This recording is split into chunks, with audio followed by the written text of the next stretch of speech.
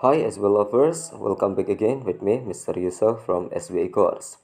Ketemu lagi dengan saya Mr. Yusuf, dan kali ini saya akan mencoba berbagi trik dan strategi bagaimana cara mengerjakan latihan soal TOEFL di bagian unsur pembangun kalimat yang pertama, yaitu subjek. Ya, ingat saya hanya menjelaskan trik ya atau strategi cara menyelesaikannya. Langsung saja pada pertanyaan yang pertama di situ, blank have made the appropriate decision. Oke, pilihannya ada she, ada he, ada it, dan juga ada I. Ya, seperti biasanya di situ dalam kalimat tersebut itu masih belum memiliki unsur subjek, maka kita harus menemukan subjek. Di situ sudah ada kata kerja have, ya, auxiliary have itu berfungsi sebagai kata kerja. Ingat, have kata kerja ya. Oke, jadi kalau kalian ada pertanyaan seperti ini, triknya adalah perhatikan verbnya. Verbnya di situ have. Have itu adalah kata kerja yang digunakan oleh subjek jamak. Jadi seperti itu ya. Oleh subjek jamak seperti you, we, they. Ya, we have, they have, dan juga you have. Oke, selain itu yang boleh menggunakan have ya, itu adalah I. Jadi jawabannya adalah I. I have. Jadi seperti itu. Karena she, he, it itu semuanya tunggal. Jadi kayak gitu. Jadi kalau misalnya subjeknya she, he, it, maka bukan menggunakan have, namun menggunakan has. She has, he has, ataupun it has. Oke, kita lanjut sekarang ke pertanyaan yang kedua. Pertanyaannya, blank has been proved right in everything she did. Jawabannya di situ ada she, ada he, ada it, ada I. Ya, di situ kita temukan ada kata kerja ya, yaitu has been proved. Ya, kata kerjanya adalah has. Seperti yang saya katakan, has itu digunakan oleh subjek tunggal. Ya, bisa she, bisa he, bisa it. Sedangkan I itu harus menggunakan have. Jadi I itu sudah salah yang D ya. Jadi jawabannya antara A, B, dan C. Oke, di situ kita amati lagi yang manakah kira-kira jawabannya. Di situ di kalimat terakhir, ya di kata terakhir dari kalimat itu ada she did yang menunjukkan dia perempuan ya. Dia perempuan. Jadi yang sesuai adalah she ya subjeknya. Jadi jawabannya adalah yang A. She has been proved right in everything she did. Jadi seperti itu cara mengerjakannya. Kalau he itu nggak nyambung. Kalau it itu pun juga tidak nyambung karena kata ganti benda. Sedangkan he dia laki-laki. Dari kalimatnya ada she. Jadi seperti itu.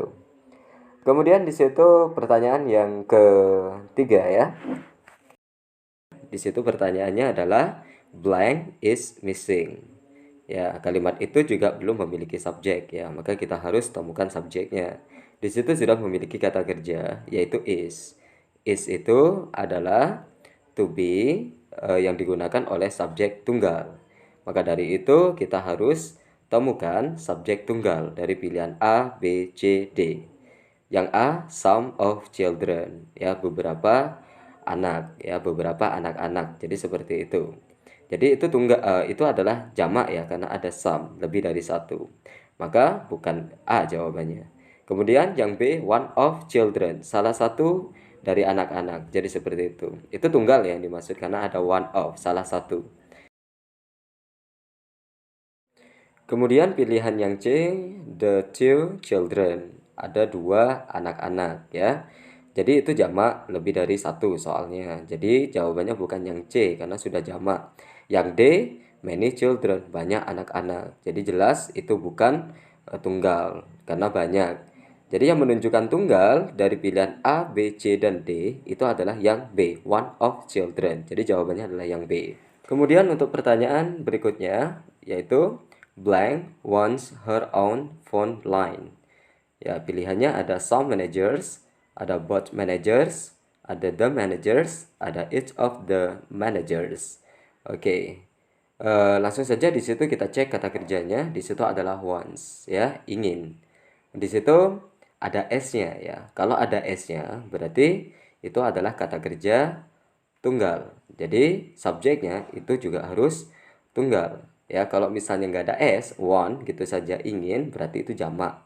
Ya, kalau ada s-nya berarti tunggal. Jadi subjeknya harus subjek tunggal. Yang A sekarang, some managers, ya itu jelas itu jamak karena ada some.